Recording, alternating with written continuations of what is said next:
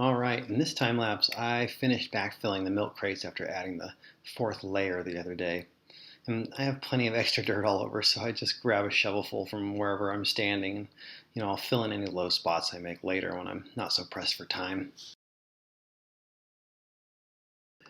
I also realized that the PVC I used to reinforce the top of the crate stuck out a little, and the edges were a little bit sharp.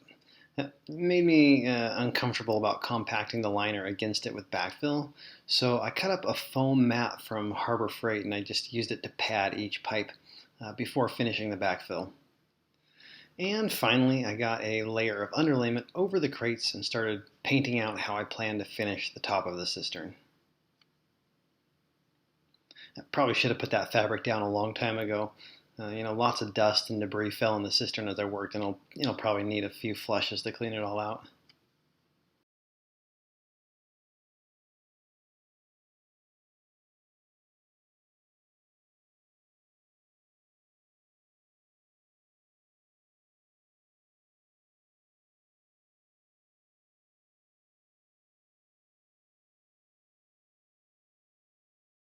Here I'm bringing Barney to the far side of the pond to do a little bit of final work on that side.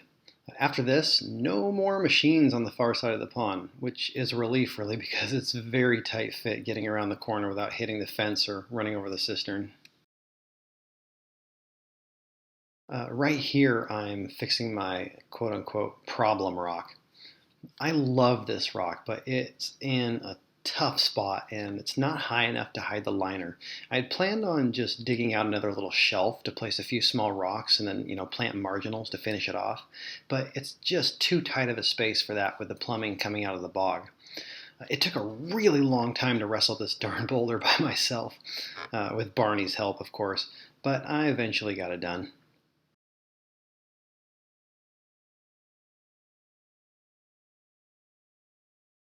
Then I moved one more rock that I wanted to showcase elsewhere.